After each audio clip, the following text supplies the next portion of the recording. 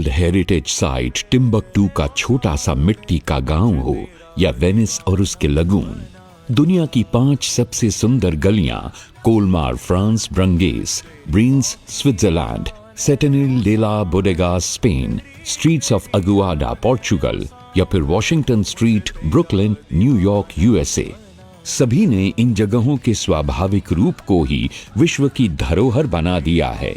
जहां एक ओर विश्व के सभी देश अपनी सांस्कृतिक और धार्मिक धरोहरों को संजो के रखते हैं, हम आज क्राउड मैनेजमेंट की आड़ में शौचालय, वीआईपी लाउंज, पार्क, फव्वारे आदि की बनावटी सुंदरता से पवित्र पावन वृंदावन की सांस्कृतिक और धार्मिक धरोहर को नष्ट और भ्रष्ट करने जा रहे हैं, जो कि कानून और न्याय के भी विरुद्ध है। राधा कृष्ण की लीलाएं आज भी सिर्फ वृंदावन धाम के कुंजों और कुंज गलियों में ही नित्य, निरंतर और अदृश्य रूप में होती हैं। स्वर्ग, वैकुंठ, यहां तक कि मोक्ष को भी छोड़कर विभिन्न संप्रदायों के रसिक जन वृंदावन में इसी नित्य लीला में समाहित होने की कामना लेके आते हैं। यही कुंज और कुंज गलियां वृंदावन की भव्य धरोहर हैं। आवश्यकता एक ऐसी व्यवस्था को स्थापित करने की है जिसमें भक्तजन सुगमता से ठाकुर जी के दर्शन भी कर सकें और वृंदावन की अमूल्य धरोहर को भी आने वाली पीढ़ियों के लिए संजोया जा सके। आज ठाकुर जी के मंदिर में जाने के 2 रास्ते हैं। पहला, परिक्रमा मार्ग पे जुगल घाट के सामने से कुंज गलियों में प्रवेश कर राधा वल्लभ जी के मंदिर के सामने से होते हुए मंदिर तक का रास्ता, और दूसरा विद्यापीठ चौराहे से पुलिस चौकी होते हुए मंदिर तक का रास्ता। इन दोनों मार्गों में अव्यवस्था की वजह है अतिक्रमण, प्रशासन और पुलिस की उदासीनता और मंदिर की क्षमता से कहीं ज्यादा वहां श्रद्धालुओं का आना है। कुंज गलियां न तो सक्रिय हैं और न ही अव्यवस्था की वजह हैं। विद्यापीठ से मंदिर आने वाले रास्ते की दिन और रात की वीडियो को देखने से ही ये भ्रम दूर हो जाता है। तो अतिक्रमण और रास्ते पर दुकान लगाने वालों को यहां से हटाना अति आवश्यक है।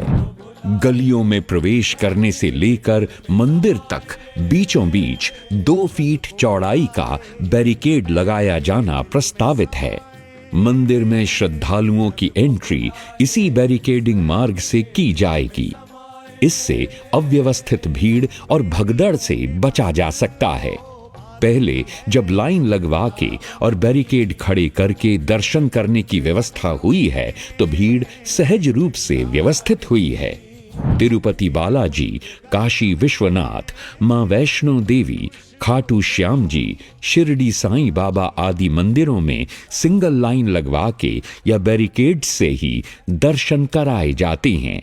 इस व्यवस्था से कुंज गलियां जो वृंदावन की धरोहर हैं, उन्हें संजोया जा सकता है। इन गलियों में मौजूद पुरानी दुकानों और घरों की दीवारों को सांझी से सुंदर भी बनाया जा सकता है। बैरिकेड से होते हुए श्रद्धालु सांझी कला को देख यूं ही रीझ जाएंगे।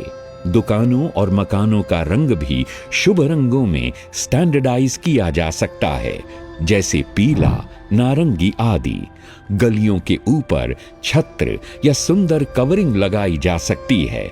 सड़क पे काले कोबल स्टोन को लगाया जा सकता है। नालियों का ढकाव भी किया जाना आवश्यक है। इस तरह इन कुंज गलियों को दुनिया की सबसे सुंदर गलियों में से एक बनाया जा सकता है, जहां श्रद्धालु सुगमता से भाव विभोर होके अपने ठाकुर जी के दर्शन पा सकते हैं। व्यवस्था का दूसरा चरण है दर्शन पंजीकरण। ठाकुर जी अपनी नित्य क्रिया और लीला से समय निकाल के एक दिन में 8 घंटे दर्शन देते हैं और एक दिन में 60,000 श्रद्धालु आराम से दर्शन कर सकते हैं।